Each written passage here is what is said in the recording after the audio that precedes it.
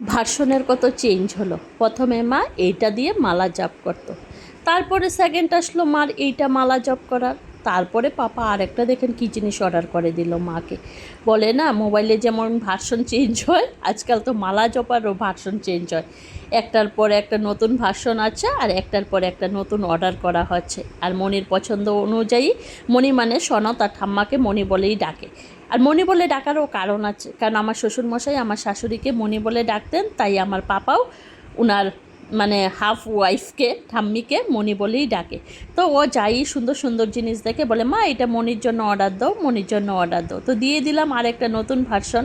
তবে আমি এটা দিয়েছিলাম কাঠের কালার, মানে উডেন কালারটা, কিন্তু এসে পড়লো হোয়াইট কালার। তবে এটা মনে হয় আর চেঞ্জ করতে হবে না, কালারের জন্য আর চেঞ্জ করে কী লাভ। কী সুন্দর ডিজিটাল টাইপের, মজা লাগে। পাপা মনির জন্য অর্ডার করেছে, কিন্তু ওই নিয়ে কেড়ে বসে আছে, যেটাই নতুন জিনিস দেখবে ওর তো লাগবেই। যাই হোক দিয়ে দিল মনির হাতে, বলছে মনি দেখো এটার মধ্যে কি সুন্দর মালা জপার সিস্টেম আছে, উপরন্ত আছে কোন দিকে বসে তুমি মালা জপ করলে ভালো হয়, সব কিছু এটার মধ্যে দেখা যায়। খুব সুন্দর জিনিসটা ফেসবুকে দেখে আমি অর্ডার করেছিলাম। আজকাল তো ফেসবুক থেকে অর্ডার করতেও ভয় লাগে, তো আমি এটা ফেসবুক থেকে দেখেছিলাম, কিন্তু অর্ডার করেছিলাম অ্যামাজন থেকে।